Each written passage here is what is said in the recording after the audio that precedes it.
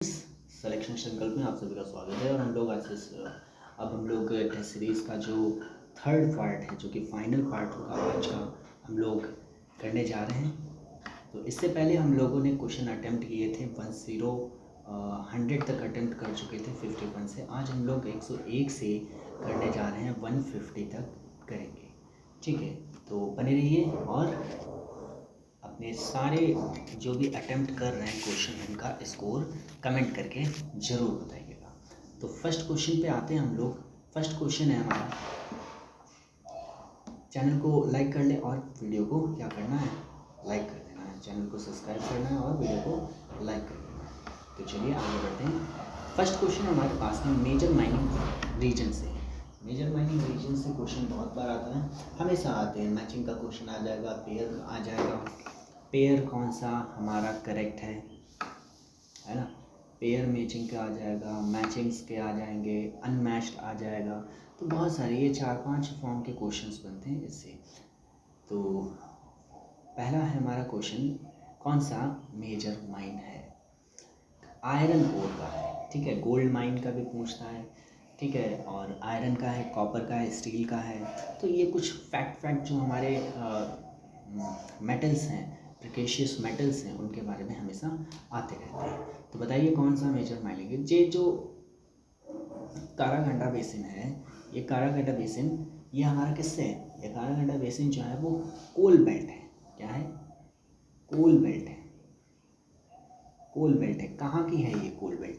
ये कोल बेल्ट हमारी पाई जाती है रशिया में, ठीक है। साथ ही साथ इनके नेम्स भी याद करना पड़ेगा, क्योंकि ये जहाँ जहाँ पाई जाती है मैचिंग में पूछा जाता है कि ये को लेब्राडोर थ्रो कहाँ पाया जाएगा, किस रीजन में है। तो चलिए आगे बढ़ते हैं। तो इस हिसाब से हमारा करेक्ट आंसर क्या हो जाएगा, 1, 2, 1, 3 और 4 हो जाएगा। फंडामेंटल राइट्स से क्वेश्चन आता है। फंडामेंटल राइट्स से क्वेश्चन आया हमारा। फंडामेंटल क्या है? Rights are justiciable. Okay, fundamental rights are justiciable, they can be debated publicly, ठीक।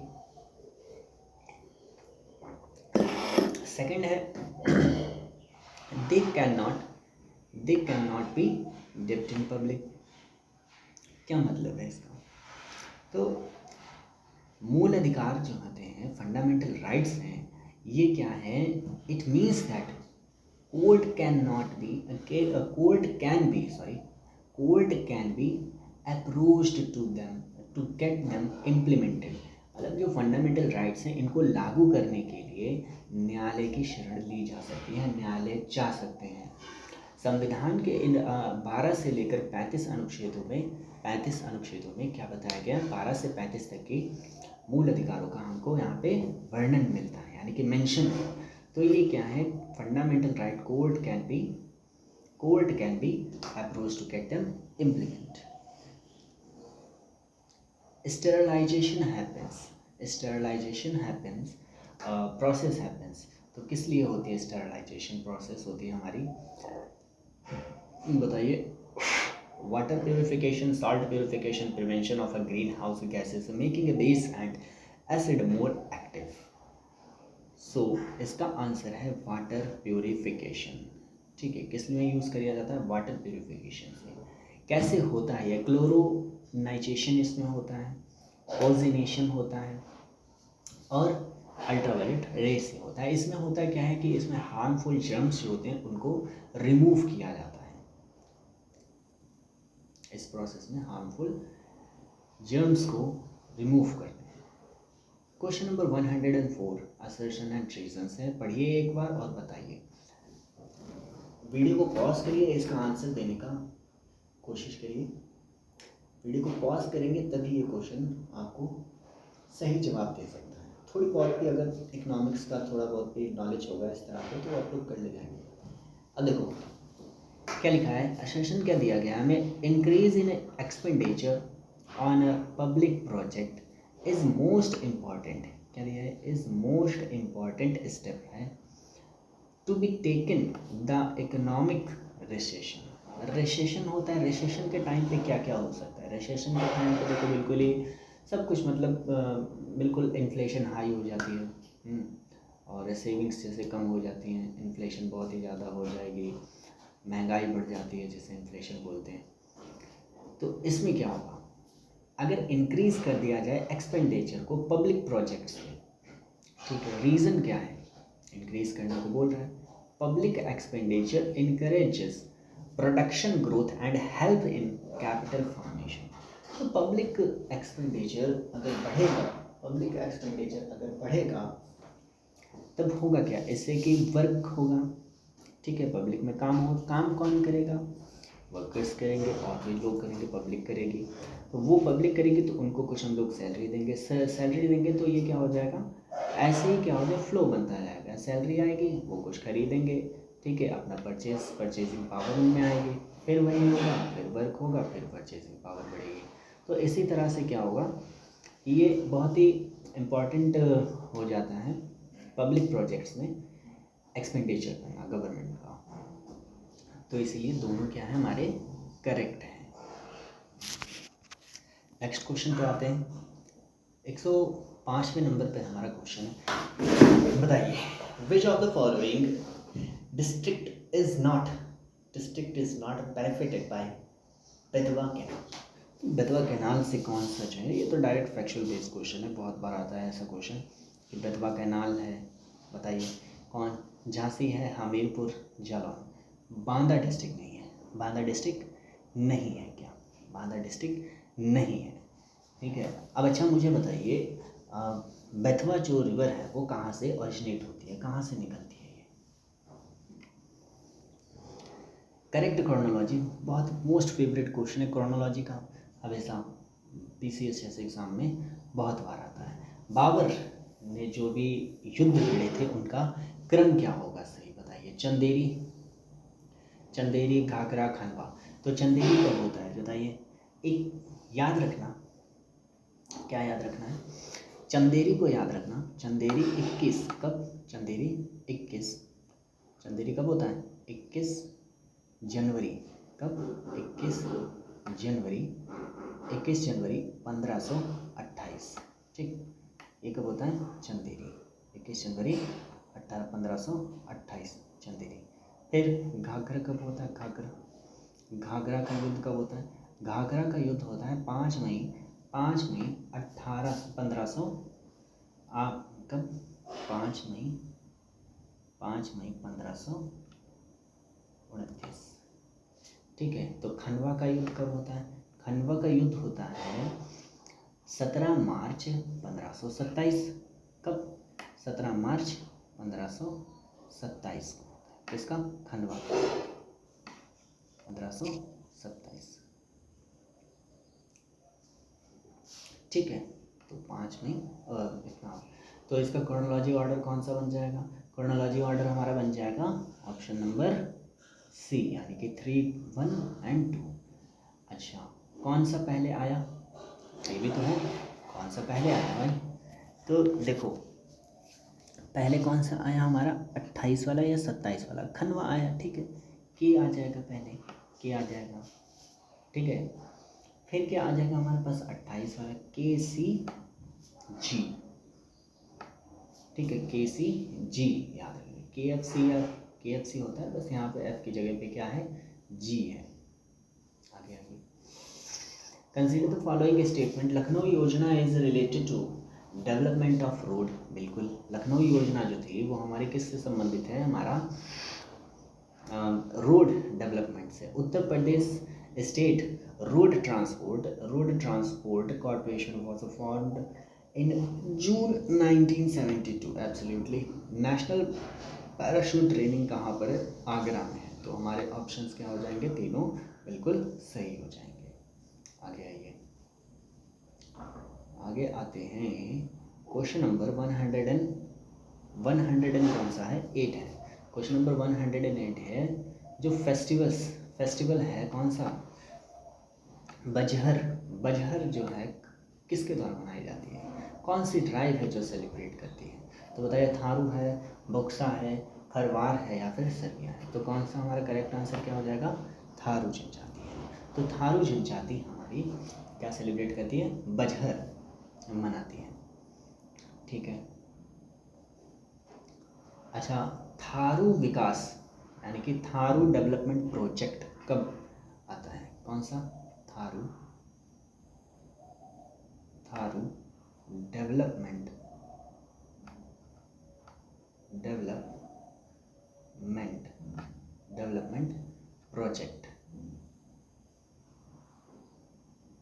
प्रोजेक्ट कब आता है बताइएगा, ठीक है, कमेंट करके बताइएगा। Tharu development project. Next question है regarding the stocks and flows, money supply is a stock where income is a flow. बिल्कुल सही है, मनी सप्लाई जो होती है is a stock where the income is a flow. GDP is a stock variable, नहीं, GDP क्या है? Stock variable नहीं है। तो उत्तर हमारा कौन सा सही हो जाएगा? केवल एक हमारा पहला वाला बिल्कुल सही हो जाएगा, ठीक है। अच्छा, स्टॉक्स क्या होते हैं? स्टॉक्स के एग्जांपल्स क्या होते हैं? स्टॉक्स जैसे वेल्थ हो गई, फॉरेन डेब्ट है, लोन है, कैपिटल इन्वेस्टमेंट है, कैपिटल्स है, इन्वेस्टमेंट नहीं कैपिटल्स है, और इन्वेस्टरीज हैं, inventories, opening stocks, money supply, amount of money, ये सब क्या है? एग्जांपल्स है किसके? स्टॉक्स। जीडीपी इसका नहीं है, जीडीपी इसका नहीं होता है। अच्छा, टाइप्स ऑफ डेफिसिट आता है, revenue deficit, physical deficit and primary deficit. तो इनका क्या, कौन सा हमारा बिल्कुल करेक्ट है? तो बताइए फिजिकल डेफिसिट का मीनिंग क्या होता है? फिजिकल डेफिसिट का मीनिंग क्या होता है? Physical deficit refers to the excess of the government revenue expenditure over receipt। मतलब जो राजस्व घाटा होता है वो सरकार के राजस्व और व्यय राजस्व व्यय और राजस्व प्राप्तियां के बीच जो अधिकता को दर्शाता है ना। राजस्व घाटा क्या होता है? राजस्व घाटा इज इक्वल टू राजस्व व्यय माइनस राजस्व प्राप्तियां। मतलब revenue deficit is equal to revenue expenditure minus revenue receipt, यानी कि करंट इनकम एंड एक्सपेंडिचर, तो पहला वाला करेक्ट हो जाता है। उसी तरह से फिजिकल डेफिसिट क्या होता है? फिजिकल डेफिसिट क्या होता है? डिफरेंस बिटवीन द गवर्नमेंट का भी जितना भी टोटल एक्सपेंडिचर होगा, गवर्नमेंट का जितना टोटल एक्सपेंडिचर होगा and it's total receipt excluding borrowing, जो भी बोरोइंग्स होती है उसको हटा के। तो इसका फार्मूला क्या होता है? फार्मूला इन द सेंस कि इसको कैसे निकाला जाता है? ग्रॉस फिजिकल डेफिसिट कैसे, ये तो सही है, cumulative of all the borrowing. तो ये कैसे निकाला जाता है? Gross physical deficit total expenditure, ठीक है। लिखना यहाँ पॉसिबल नहीं होगा तो लिखने की कोशिश करता हूँ। वैसे क्या होगा हमारा टोटल, इससे ज़्यादा चेंज नहीं हो पाएगा, ठीक है, शॉर्ट फॉर्म में लिखता हूँ। अच्छा रहने देता हूँ, टोटल एक्सपेंडिचर माइनस कर देंगे इन ब्रैकेट में रेवेन्यू रिसिप्ट प्लस नॉन डेप्ट क्रिएटिंग कैपिटल्स, ये क्या हो जाता है हमारा? फिजिकल डेफिसिट होता है। प्राइमरी डेफिसिट क्या होगा? प्राइमरी डेफिसिट होगा physical deficit without interest liabilities. इसके फार्मूले जरूर देखना है एक बार। तो ये क्या हो जाएगा? हमारे ऑल थ्री पेयर्स जो है वो करेक्टली मैच्ड हैं। In the context of global effort for the protection of the environment which of the following happened earliest, ठीक है। तो कौन सा सबसे पहले होता है? अर्लीस्ट में, अर्लीस्ट कौन सा सबसे पहले कौन सा होता है बताइए? United nation conference on human environment, ठीक है। कैसे? United nation conference on human environment जो in Stockholm was the first world conference. ये कैसी है? पहली वर्ल्ड कॉन्फ्रेंस है जो एनवायरनमेंट के मेजर इश्यूज को चर्चा करती है। 1887 में ये कौन सा 1887 में ब्रुटलैंड रिपोर्ट, जो कि टाइटल जिसका क्या था? Our common future. ये कब होता है? ये 1987 united nation conference on environment and development, ठीक है। ये कब?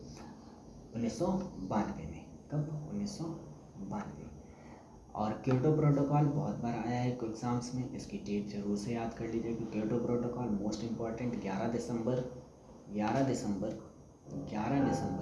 1997। ठीक, आगे आते हैं। A zone of a gradual but continuous change from one ecosystem to another when there is no sharp boundary between the two in term of species composition। इसको क्या बोलते हैं बताइए? हैबिटेट बोलेंगे, हैबिटेट तो नहीं बोलेंगे, नीश बोलेंगे, इकोलाइन बोलेंगे या फिर बायोम बोलेंगे। तो इसको क्या बोलते हैं बताइए? इकोलाइन बोलते हैं। इसको क्या बोलते हैं? इकोलाइन बोलते हैं। 113 नंबर पे आते हैं। 113 पे आते हैं। Consider the following information. Bamboo, ये क्या लिखा है? बॉम्बस, बैम्बस, बैम्सा जो भी है, बैम्सा वल्गेरिस और मेलबेरी, मोरस सेबला एल्बा और क्या लिखा है? एबोनी, डायस्पोरस एनोनम, एबेनम। ये क्या है? Deciduous tree. डेसिडियस ट्री कौन सी है इसमें? डेसिडियस ट्री, इसमें डेसिडियस ट्री, डेसिडियस ट्री इसमें कितने हैं? 2 हैं हमारे पास में। डेसिडियस ट्री कौन से हैं? 2 डेसिडियस ट्री हैं। कौन कौन से डेसिडियस ट्री हैं? कौन कौन से डेसिडियस ट्री हैं? जो tropical monsoon forest are known as a drought deciduous forest. Dry forest होते हैं, ड्राई डेसिडियस फॉरेस्ट होता है। ट्रॉपिकल डेसिडियस फॉरेस्ट हो, teak, neem, bamboo, bamboo, sal, shisham और sandalwood, khair and mulberry are of the some important species. ठीक है, तो ये बैम्बू क्या है हमारा? बैम्बू नहीं है। आगे आते हैं। Given a do statement. Okay, बताइए। Haemoglobin is essential for transporting oxygen to tissue in the human body. ठीक है, असर्शन क्या है? ये है हमारे पास में। फिर क्या कह रहा है कि haemoglobin is a protein with highly affinity for oxygen. तो ये तो नहीं है भाई, क्यों गलत है? एक्सप्लेनेशन नहीं सही है ना इसका। हीमोग्लोबिन तो है essential transportating oxygen to tissue in the human body. क्यों? क्योंकि haemoglobin found in a red blood cell behind with the oxygen in the lungs and carries it through the blood streams to various tissue and organs in the human body, facilitating oxygen transport. The reason is not correct because that hemoglobin is a protein with a high affinity for oxygen। ठीक है, ये भी सही है, लेकिन assertion नहीं सही है, समझे? असर्शन इसका करेक्ट नहीं है। बोथ आर करेक्ट, ठीक है, both are correct but not explanation of A. Which one of the following appears of a major mountain of the world and their highest peak in the is match? Mountain और highest peak बतानी है। बताइए कौन सी pair correctly matched नहीं है? कौन C correct match नहीं है बताइए। जो अच्छा, रॉकी पर्वत की क्या है? रॉकी पर्वत की जो है वो माउंट एल्बर्ट है। कौन सी है? माउंट एल्बर्ट है। कौन सी? MOUNT, Mount Elbert, LBERT, Albert है, नॉट माउंट ब्लैंक। ठीक है, ड्रैकेनबर्ग की माना है। एपिनाइन की कौन सी? कोर्नो ग्रैंडे है। और कैस्केड रेंज की माउंट रेनियर। बताइए। Wild life protection act was amend, conversation depth and depot and community depot were added. तो ये कब ऐड किया गया था? ये कब ऐड किया था? 1998, 2005, 2002 और 2006। तो करेक्ट आंसर क्या है इसका? हमारा 2006 बिल्कुल सही है। आगे आते हैं।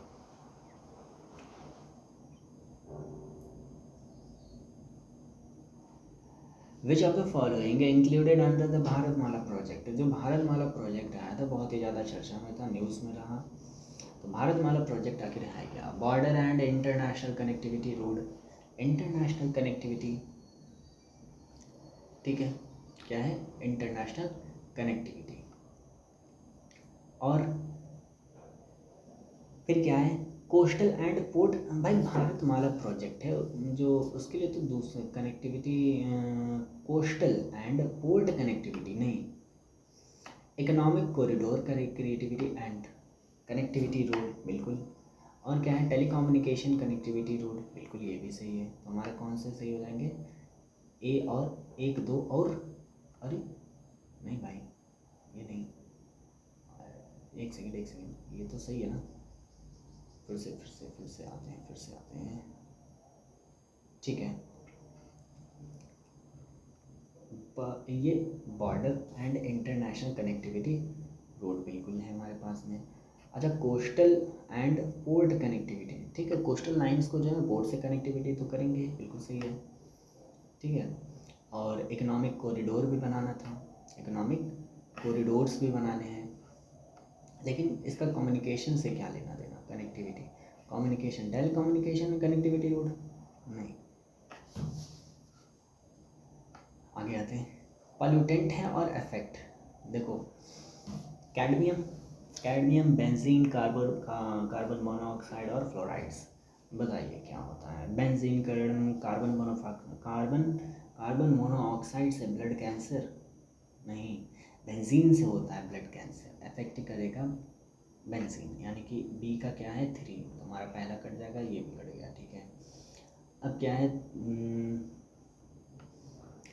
फ्लोराइड और कैडमियम, ठीक है। कैडमियम रिस्पिरेटरी क्या होता है? कैडमियम से रिस्पिरेटरी पॉइजन, ठीक है। कार्बन मोनोऑक्साइड क्या है? Carbon monoxide affection gas. अब फ्लोराइड का बचा है क्लोरोलिसिस, ठीक है। आगे आते हैं, primary products and decomposer plays a special role in energy flow of a carrying nutrients। बिल्कुल, जो हमारे डिकम्पोजर्स होते हैं और प्रोड्यूसर, जो प्राइमरी प्रोड्यूसर्स होते हैं, वो एनर्जी फ्लो को क्या करते हैं? साइक्लिक न्यूट्रिएंट्स है।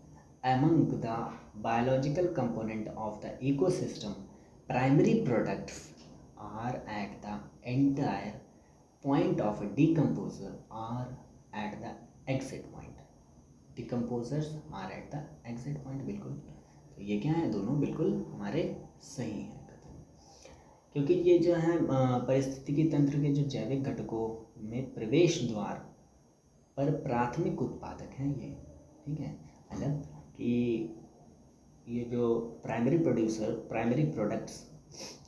products and decomposer plays a special role in energy flows and cycling a nutrient because among all the biological components of an ecosystem, primary products are at the entry point and decomposer at the end of the exit point। Primary तो बिल्कुल entry point पे हो जाता है, starting शुरू primary product से ही होता है, और डिकम्पोजर क्या है? अपना एग्जिट पॉइंट यानी कि एंड पॉइंट है, बिल्कुल। तो हमारे दोनों क्या हो जाएंगे? करेक्ट हो जाएगा, करेक्ट एक्सप्लेनेशन हो जाएगा। आगे आते हैं, consider the following statement, the capacity of air to hold water vapour independent of the temperature. बताइए, क्या इंडिपेंडेंट होता है? नहीं होता है ना, इंडिपेंडेंट नहीं है। फिर क्या है? The absolute humidity varies from place to place of the earth। बिल्कुल सही बात है। ह्यूमिडिटी क्या होती है? एक जगह पे अलग है, कहीं कुछ है, ह्यूमिडिटी अलग अलग होती है। पहला वाला क्यों गलत है? क्योंकि जो capacity of air hold of water vapour depend on its temperature, not independent. Depend होता है, क्या होता है? डिपेंड होता है ना,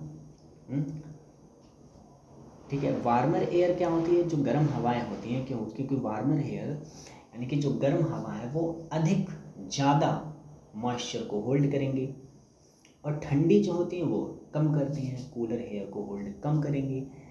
इसी वजह से this is due to increase in kinetic energy बढ़ती है at the higher temperature which allows the more water molecules, जो वाटर मॉलिक्यूल्स होते हैं वो वहीं पे क्या हो जाएंगे, गैसियस फॉर्म में रहते हैं। स्टेट मतलब जो क्या बोलते हैं वाटर वेपर जो है वो बना रहेगा वहाँ पे। इसी वजह से तो हमारा करेक्ट आंसर क्या हो जाएगा, ओनली 2 हमारा बिल्कुल सही हो जाएगा।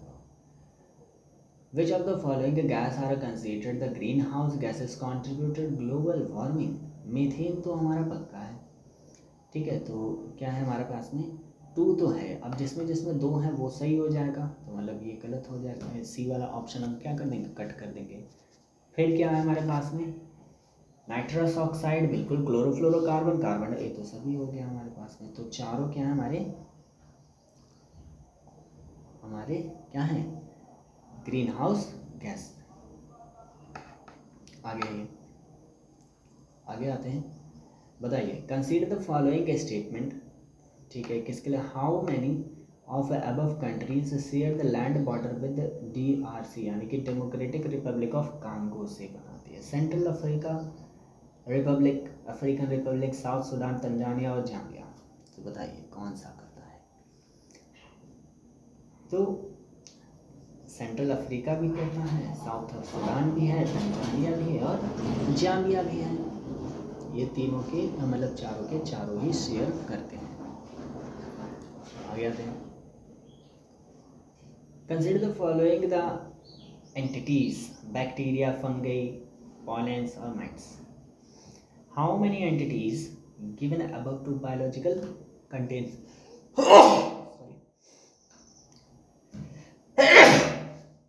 कंटेनमेंट्स, ठीक है, तो बायोलॉजिकल कंटेनमेंट्स कौन कौन से हैं बताइए। बैक्टीरिया भी होता है बायोलॉजिकल, फंगे भी होता है, पॉलन भी होता है, माइट्स भी होता है। इसमें क्या होता है, बहुत सारे सोर्सेस होते हैं पोल्यूटेंट के। पॉलन होता है, पॉलन भी तो होता है। तो ये हमारा आंसर क्या हो जाएगा, 4 हो जाएगा। तो पॉलन लोग कट कर देंगे ना, कि पॉलन बैक्टीरिया नहीं, बल्कि पॉलन भी होता है बायोलॉजिकल कंटेनमेंट्स। आगे आते हैं। कॉनकेव लेंस, अब लेंसेज से क्वेश्चन ऑफ फिजिक्स, मतलब ये आते हैं यार, बहुत बार आते हैं। कॉनकेव लेंस है, कॉन्वेक्स लेंस है, कॉनकेव मिरर भी है, कॉन्वेक्स मिरर भी है। तो बताइए यूज़ कैसे करेंगे। कॉनकेव लेंस जो होता है, स्पाई होल ऑफ डोर, जो डोर दीवार में जो लगा होता है, गोल गोल को दीवार बता रहा हूँ, क्या नाम है, गेट में जो लगा होता है, वो क्या होता है, एक छोटा सा होल होता है जिसमें ये लेंस लगा होता है। तो ये क्या होता है, कॉनकेव लेंस होता है, कॉनकेव लेंस होता है, ठीक है, बिल्कुल सही है। कॉन्वेक्स लेंस क्या होता है, मैग्नीफाइंग ग्लास होता है, ठीक है। कॉनकेव मिरर क्या होता है, सोलार फर्नेस, और कॉन्वेक्स मिरर क्या होता है, रेयर व्यू मिरर होता है। तो हमारे चारों ऑप्शन क्या है, बिल्कुल करेक्ट मैच्ड है। Which of the following can be you considered as the main reason for the Indian constitution to be living document. क्यों इसको लिविंग डॉक्यूमेंट बोलते हैं। It is rigid in nature, no adopted several provisions relating to documentaries, no amendment and evolved the changing situation। बिल्कुल सही बात है। तो ये क्या है कि चेंज होता रहता है, अमेंडमेंट करके उसको अपने मतलब जो करंट सिचुएशन है उसके तहत जो है को उसको थोड़ा चेंज कर सकते हैं, लेकिन चेंज ऐसे ही नहीं चेंज कर दिया, उठे चेंज कर दिया, उसके लिए भी क्या है, इसीलिए इसको क्या बोला गया है, रिजिड भी है और क्या बोलते हैं, सॉफ्ट इन नेचर भी है। नेक्स्ट क्वेश्चन क्या है हमारे पास में अच्छा, ये जो ग्लोबल कैपेसिटी, ठीक है, इसको ये यहाँ से करंट अफेयर है थोड़ा सा, इसको 25 क्वेश्चन हम लोगों के पूरे हो चुके हैं। तो यहाँ तक किसी को कोई दिक्कत कोई परेशानी नहीं होनी चाहिए। इसके आगे नेक्स्ट क्लास में हम लोग हिस्ट्री के क्वेश्चन डिस्कस करेंगे। किसके डिस्कस करेंगे, हिस्ट्री के क्वेश्चन डिस्कस करेंगे। 100 क्वेश्चन हिस्ट्री के लाने वाले हैं। तो बने रहिए, वीडियो को लाइक कर देना और चैनल को सब्सक्राइब कर देना। मिलते हैं नेक्स्ट वीडियो में। और कुछ सजेशन अगर कुछ वीडियो में कमी लगी हो या कुछ एनर्जी क्या, मैं ऐसे थोड़ा धीरे से ही बोलता हूँ, ज़्यादा चिल्लाने की ज़रूरत नहीं है। तो अगर कहीं कंटेंट पे कुछ कमी रह रही हो तो प्लीज़ कमेंट करके ज़रूर बताइएगा और सपोर्ट करिए। चैनल को लाइक कर दीजिए, सब्सक्राइब कर दीजिए और वीडियो को लाइक कर दीजिए। मिलते हैं नेक्स्ट वीडियो।